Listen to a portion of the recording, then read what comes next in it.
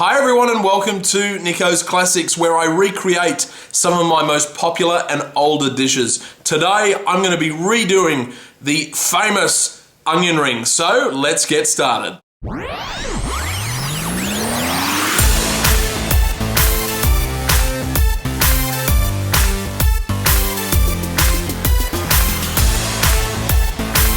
So guys, the first thing that we're going to do to get started on our beer battered onion rings, just into a bowl, we're going to make our batter. First things first, we're just going to be putting in some flour straight into a bowl.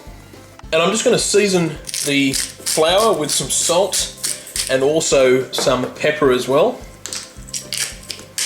And here comes my favourite bit. We're going to be putting in some beer. Now obviously the beer has to be chilled, don't put it in warm. And if you don't want to use beer, if you don't drink alcohol or anything like that, you can just use some chilled sparkling water, the fizzy water, because those bubbles are going to make the batter nice and crispy. And we're just pouring in our beer right now, and we're going to save a little bit for me.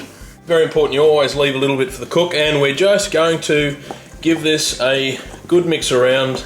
And this is what we want, guys, just like that, a nice creamy thick batter. Now of course we're going to be using some onions. Just use normal brown onions, and what I've done is I've just cut them into thick slices, into rings, just like that. So that's what you want out of the onion, and as you can see, from an onion this size you can get quite a few onion rings from just one onion. Now I've got some vegetable oil in here, it's getting nice and hot, and that's what we're going to be using to fry it with. Now into our batter, all we want to do is grab one of the onion rings and just dip them straight in like that, get them all coated, and just take them out, give them a bit of a shake off, and that's what we're after, just like that.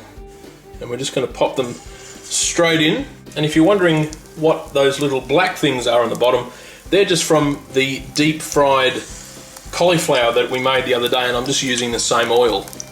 Now the onion rings are only going to need about 2 to 3 minutes, and just keep mixing them around. What you're after is this nice golden brown on the outside. Once they're finished, just take them out, drain the excess oil on some paper towel. So guys, there's my beer battered onion rings, and there's only one thing that's missing from them now, and that is a good helping of some salt while they're still nice and hot.